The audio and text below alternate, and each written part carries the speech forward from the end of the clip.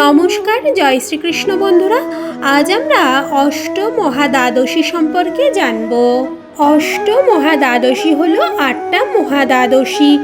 এই 8টা মহাদ্বাদশী হলো মহাপুণ্যপ্রদা ও সর্বপাপহারিণী।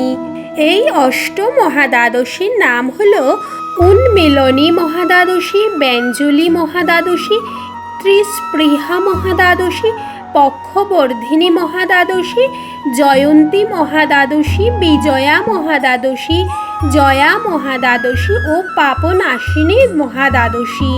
এই মহাদ্বাদশীগুলির মধ্যে প্রথম 4টি তিথিযোগে হয় আর শেষের 4টি নক্ষত্রযোগে আবির্ভূতা হন। সম্পূর্ণা একাদশী যদি বৃদ্ধিপ্রাপ্ত হয়ে পরের দিনের প্রাতকালকে স্পর্শ করে তবে পরদিবসের দ্বাদশী হল উন্মিলনী মহাদ্বাদশী নামে খ্যাত। একাদশী যদি সম্পূর্ণ হয় এবং দ্বাদশী যদি সম্পূর্ণ হয়ে ত্রয়োদশীতে বৃদ্ধিপ্রাপ্ত হয় তবে তার নাম ব্যঞ্জলি মহাদ্বাদশী হয়।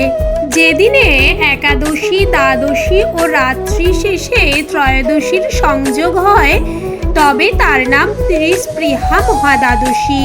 দশমীর অর্ধনিশা থাকার পর একাদশী হতে ক্রমান্বয়ে বৃদ্ধিপ্রাপ্ত হতে হতে অমাবস্যা বা পূর্ণিমাতে বৃদ্ধিপ্রাপ্ত হলে পক্ষবর্ধিনী মহাদ্বাদশী হয়। এই 4টি মহাদ্বাদশী তিথিযোগে হয়।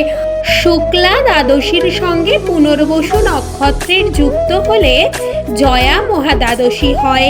শ্রবণা নক্ষত্রের যোগে বিজয়া মহাদ্বাদশী হয় আর রোহিণী নক্ষত্রের যোগে জয়ন্তী মহাদ্বাদশী হয় এবং পুষ্যা নক্ষত্রের যোগে পাপনাশিনী মহাদ্বাদশী হয়। এই মহাদ্বাদশীগুলি নক্ষত্রযোগে হয়ে থাকে। মহাদ্বাদশী প্রাপ্ত হলে তার পূর্ব একাদশী ত্যাগ করে সেই দিনেই ব্রত করবে। এই দ্বাদশীতে ব্রত করার ফলে একাদশীর ব্রতের ফল লাভ করা যায়। আমার এই ভিডিওটা যদি আপনাদের ভালো লাগে তাহলে লাইক, শেয়ার, কমেন্ট, সাবস্ক্রাইব করবেন আর কমেন্টে জয় শ্রীকৃষ্ণ লিখে বন্ধুদের কাছে অনেক অনেক করে শেয়ার করবেন। ধন্যবাদ।